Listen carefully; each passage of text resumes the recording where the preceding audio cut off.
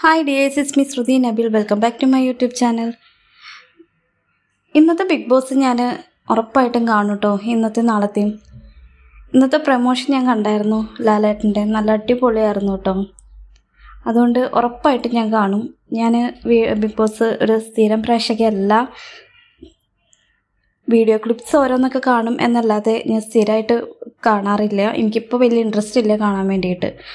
അപ്പോൾ ലാസ്റ്റ് ഞാൻ കണ്ടപ്പം അതിലൊരു ലക്ഷ്മി എന്ന് പറഞ്ഞൊരു മത്സരാർത്ഥി വന്നിട്ട് ആദിലേനും നൂറേനും പറ്റി പറയുന്നൊരു കാര്യം ഉണ്ടായിരുന്നു. അത് ആദില, നൂറ ഈ രണ്ട് കണ്ടസ്റ്റൻസ് എന്ന് പറയുന്നതും നല്ല അതിൽ ആ ഒരു ബേബി ഹൗസിൽ നല്ല ജെന്യുവനായിട്ട് നിൽക്കുന്ന പോലെയാണ് എനിക്ക് ഫീൽ ചെയ്തിട്ടുള്ളത്. ഞാൻ തുടക്കം കുറച്ച് 2-3 എപ്പിസോഡൊക്കെ ഞാൻ കണ്ടായിരുന്നു. പിന്നെ എനിക്കൊരു ഇൻട്രസ്റ്റ് ഇല്ലാതെ ഞാൻ കാണാതെ വിട്ടിട്ടുണ്ട്. പിന്നെ ഞാൻ ഇതേപോലെ വീഡിയോ ക്ലിപ്സൊക്കെ ഞാൻ കണ്ടിട്ടുണ്ട്. അപ്പോൾ ഞാൻ കണ്ടിടത്തോളം അവരങ്ങനെ ആർക്കും ഒരു ശല്യത്തിനോ അല്ലെങ്കിൽ ഒരു പറ്റിക്കാനോ അല്ലെങ്കിൽ എന്തെങ്കിലും ജയിക്കാൻ വേണ്ടി പിടിച്ച് നിൽക്കാൻ വേണ്ടിയിട്ട് എന്തെങ്കിലും നുണ പറഞ്ഞ് നിൽക്കുക അങ്ങനെയൊന്നും ഞാൻ കണ്ടിട്ടില്ല. പിന്നെ ചെറിയ ചെറിയ കുറവുകളൊക്കെ ഉണ്ടായിരിക്കും, സ്വാഭാവികമാണല്ലോ. നമ്മൾ മനുഷ്യരാണല്ലോ, നമുക്ക് എപ്പോഴും എല്ലാ കാര്യത്തിലും പെർഫെക്റ്റ് ആയിട്ട് നിൽക്കാനൊന്നും പറ്റത്തില്ലല്ലോ. പിന്നെ അവരങ്ങനെയായി പോയത് അവരൊരു തെറ്റല്ല, അവർ ജെന്യുവിനാണ് രണ്ടുപേരും. പിന്നെ ലാലേട്ടൻ വന്നിട്ട് പറയുന്നുണ്ട് പ്രത്യേകം, ഞാൻ എൻ്റെ വീട്ടിലോട്ട് കയറ്റുന്നൊക്കെ പറയുന്നുണ്ട് കേട്ടോ. അത് കേട്ടപ്പോൾ തന്നെ നല്ല സന്തോഷമായി. പിന്നെ നിങ്ങളൊക്കെ ബിഗ് ബോസ് കാണാറുണ്ടോ? നിങ്ങൾക്ക് ആരെയും അതിൽ ഏറ്റവും കൂടുതൽ ഇഷ്ടം? എനിക്കിപ്പം റീസെൻ്റ്ലി എനിക്കിപ്പോൾ അതിലേനും നൂറേനെയാണ് ഇഷ്ടം. ഞാൻ ഇത്ര നാൾ ആർക്കും വേണ്ടിയിട്ട് അങ്ങനെ ബിയിൽ അങ്ങനെ വോട്ട് ചെയ്യുകയൊന്നും ചെയ്തിട്ടില്ല. പക്ഷേ ഇനി ഞാൻ അവർക്ക് വേണ്ടി വോട്ട് ചെയ്യും, അവരെ സപ്പോർട്ട് ചെയ്യും. പിന്നെ എനിക്ക് ഷാനവാസിനെ ഇഷ്ടമാണ്, പിന്നെ അനീഷിനെ ഇഷ്ടമാണ്. എനിക്ക് അവർ രണ്ടുപേരെ കോംബോ നല്ല ഇഷ്ടപ്പെട്ടായിരുന്നു. ബിഗ് ബോസ് വീട്ടിലെ കാര്യങ്ങളൊക്കെ പറഞ്ഞു വന്നപ്പോഴത്തേക്കിനും ഞാൻ എൻ്റെ വീട്ടിലെ കാര്യങ്ങൾ വിട്ടുപോയിട്ടോ പറയാൻ വേണ്ടിയിട്ട്. അപ്പോൾ ഇന്നൊരു ചെറിയൊരു ഈവനിങ് വ്ളോഗായിട്ടാണ് കേട്ടോ വന്നേക്കുന്നത്. ഞാൻ ഒരു കൈപ്പത്തിരി ഉണ്ടാക്കാമെന്ന് വിചാരിച്ചു. പിന്നെ ചായ വൈകുന്നേരത്തേക്ക്. ബ്രെയിന് നല്ല ഉറക്കമാണ്. അപ്പം ഞാൻ ആദ്യം വെള്ളമൊക്കെ അടുപ്പത്ത് വെച്ചിട്ടുണ്ട്. എന്നിട്ട് അതിലോട്ട് പൊടി ഇട്ടിട്ട് നല്ലപോലെ ഇതുപോലെ പൊടി നല്ലപോലെ മിക്സ് ചെയ്തിട്ട് എടുക്കുകയാണ് കേട്ടോ. നാളികേരം ഇട്ടിട്ടുണ്ട്, പിന്നെ ഇച്ചിരി ജീരകം ഇട്ടിട്ടുണ്ട് കേട്ടോ. അങ്ങനെ അത് സെറ്റാക്കി ഓക്കെ ആക്കി കുറച്ച് നേരം അവിടെ വെച്ചിട്ടുണ്ട്, റെസ്റ്റ് ചെയ്യാൻ വെച്ചിട്ടുണ്ട്. റെയിനുവിനെ ഇടയ്ക്ക് പോയി വിളിച്ചപ്പോൾ റെയിനു എണീറ്റില്ലായിരുന്നു. അപ്പോൾ റെയിനു എണീക്കാത്തതുകൊണ്ട് തന്നെ കുറച്ച് വേഗം തന്നെ പണികളൊക്കെ തീർത്തൊന്ന് ഫ്രീ ആയിട്ടിരിക്കാമെന്ന് വിചാരിച്ചു കേട്ടോ.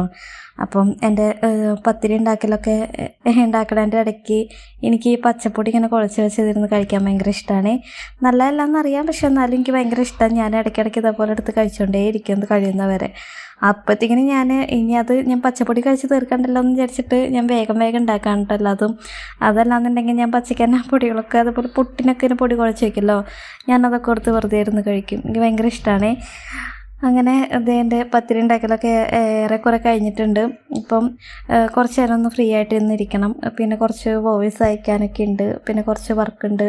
അപ്പം റെയിൻ എണീക്കുമ്പോഴത്തേക്കിനും കുറച്ചങ്ങനെ തീർക്കാൻ വേണ്ടിയിട്ടിരിക്കണം. പിന്നെ യൂട്യൂബിൽ കുറച്ച് വീഡിയോസ് എഡിറ്റ് ചെയ്യാനുണ്ടായിരുന്നു. ഞാൻ കുറച്ച് ദിവസമായി ഞാൻ ലോങ് വീഡിയോ അപ്ലോഡ് ചെയ്തിട്ട്. അപ്പം എഡിറ്റിങ് കാര്യങ്ങളൊക്കെ ആയിട്ട് അങ്ങനെ കുറച്ച് നേരം ഇരിക്കണം.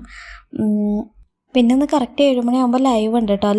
7 മണി എന്ന് പറയുമ്പോൾ ഇവിടുത്തെ 7 മണി, നാട്ടിൽ 8:30 ആ ഒരു ടൈമിൽ ലൈവ് ഇടാമെന്ന് പറഞ്ഞിട്ടുണ്ട്. അപ്പോൾ ഞാൻ പോസ്റ്റ് ഇട്ടപ്പം എല്ലാ ഫ്രണ്ട്സൊക്കെ വന്നിട്ട് സപ്പോർട്ട് ചെയ്യാമെന്നൊക്കെ പറഞ്ഞിട്ടുണ്ടായിരുന്നു കേട്ടോ. അപ്പോൾ എത്ര പേരുണ്ടാവും എന്നുള്ളത് അറിയത്തില്ല. അപ്പോഴത്തേക്കിനും ഒന്ന് റെഡി ആയിട്ട് സെറ്റായിരിക്കണം. റെയിൻ വരുവാണെങ്കിൽ അവനും ഒന്ന് ഒതുക്കിയിരുത്തണം എന്തെങ്കിലുമൊക്കെ കൊടുത്തിട്ടൊക്കെ. അപ്പോഴത്തേക്കിനും ഞാനിതൊക്കെ ചെയ്ത് വെക്കുകയാണേ.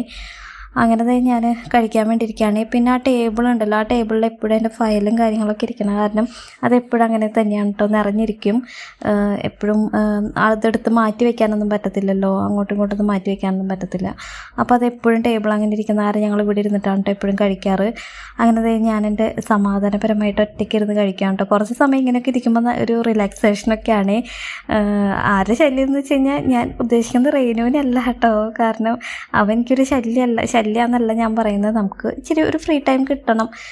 എല്ലാവർക്കും, എല്ലാ അമ്മമാർക്കും അത് ആവശ്യമാണ് എന്ന് എനിക്ക് തോന്നിയിട്ടുണ്ട്. കുറച്ച് നേരം ഇതുപോലെ ഒരു അരമണിക്കൂർ ഒന്ന് ഫ്രീ ആയിട്ട് ഒറ്റയ്ക്ക് ഇരിക്കാൻ പറ്റുവാണെങ്കിൽ എല്ലാവർക്കും നല്ലതായിരിക്കും എന്ന് എനിക്ക് തോന്നി.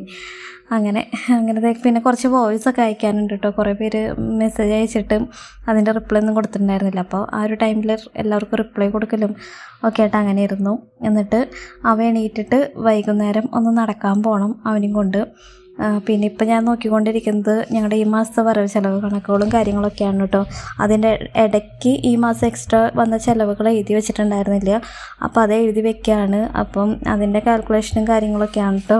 കാരണം നമുക്ക് ആ ഒരു ഐഡിയ ഇല്ലയെന്നുണ്ടെങ്കിൽ നമുക്ക് എവിടേക്കാണ് പൈസ എങ്ങനെയാണ് പോയെന്നൊന്നും പറയാൻ പറ്റത്തില്ല.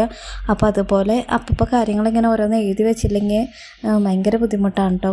അങ്ങനെ വൈകുന്നേരമൊക്കെ ആയി അവ എണീറ്റ് വന്നു. അവനൊന്ന് റെഡിയാക്കി എടുത്തിട്ടുണ്ടായിരുന്നു, ഫുഡൊക്കെ കൊടുത്ത്. അപ്പോൾ എൻ്റെ ലൈവ് ഇടലും എല്ലാം കഴിഞ്ഞു കേട്ടോ അതിൻ്റെ ഇടയ്ക്ക്. അപ്പോൾ അങ്ങനെ റെയിനുമായിട്ട് ഇതേ പാർക്കിൽ നടക്കാൻ പോകാമെന്ന് പറഞ്ഞിട്ട് ഇറങ്ങിയതാണ്. അപ്പോൾ എടുക്കണ ചില്ലറ പൈസ 50 പൈസയാണ് കേട്ടോ ഇവിടുത്തെ. അപ്പോൾ അതെടുത്ത് പോവാണ്, ഐസ്ക്രീം മേടിക്കാനാണ് കേട്ടോ ഈ പോകുന്നത്. അപ്പോൾ അവനെ ഒരു ഐസ്ക്രീം വേണമെന്ന് പറഞ്ഞ് ന്യൂജൂമിൽ കയറി ഒരു ഐസ്ക്രീം മേടിച്ചു. പിന്നെ അവനറിയാം എവിടേക്കാണ് ഐസ്ക്രീമിൻ്റെ ആ സ്പൂണൊക്കെ ഇരിക്കണേന്നുള്ളത്, ഒറ്റയ്ക്ക് പോയിട്ട് അങ്ങനെ എടുത്തോളൂ അതൊക്കെ കഴിഞ്ഞ് ഞങ്ങൾ പാർക്കിലെത്തി. അപ്പോൾ ഇച്ചിരി ഇരുട്ടായി തുടങ്ങിയായിരുന്നു കേട്ടോ. ഇങ്ങനെ കുറച്ച് നേരം നടന്നു. പിന്നെ ഞങ്ങളവിടെ തൊട്ടടുത്ത് തന്നെ അമ്രാത്ത് കോഫി ഷോപ്പ് ഉണ്ട്. അപ്പോൾ അവിടെ പോയിട്ട് എനിക്കൊരു ഷവർമ മേടിച്ചു. അപ്പോൾ അവന് മേടിച്ച ഐസ്ക്രീം അവൻ അവിടെ തന്നെ ഇരുന്ന് കഴിച്ചു കേട്ടോ. അങ്ങനെ ഞങ്ങളിതേ പിന്നെയും പാർക്കിലോട്ടൊന്ന് കുറച്ച് നേരമൊക്കെ നടന്നിട്ട് പിന്നെ അപ്പോഴത്തേക്കിനും അവനൊന്ന് ഓക്കെ ആവും. പിന്നെ ഈ വീഡിയോയുടെ അവസാനം ഞാൻ ഞങ്ങളുടെ ആദ്യത്തെ ഫ്ലാറ്റ് കാണിക്കുന്നുണ്ട് കേട്ടോ. അതിനെ പറ്റിയിട്ട് ഞാനൊരു വീഡിയോ ചെയ്യുന്നുണ്ട്, അത് മാറാനുള്ള റീസണൊക്കെ പറഞ്ഞിട്ടൊരു വീഡിയോ ചെയ്യുന്നുണ്ട് കേട്ടോ. അപ്പോൾ ഇന്നത്തെ ഒരു കുഞ്ഞു വീഡിയോ ഇത്രയേ ഉള്ളൂ. ഇന്നത്തെ വീഡിയോ ഇത്രയേ ഉള്ളൂ കേട്ടോ. എൻ്റെ വീഡിയോ കണ്ടിഷ്ടമാവുകയാണെങ്കിൽ എല്ലാവരും ഒന്ന് ഫുള്ളായിട്ടൊന്ന് വാച്ച് ചെയ്യുക, കമൻറ്റ് ചെയ്യുക, സബ് ചെയ്യാത്തവർ സബ് ചെയ്യുക കേട്ടോ. Thank you, love you all.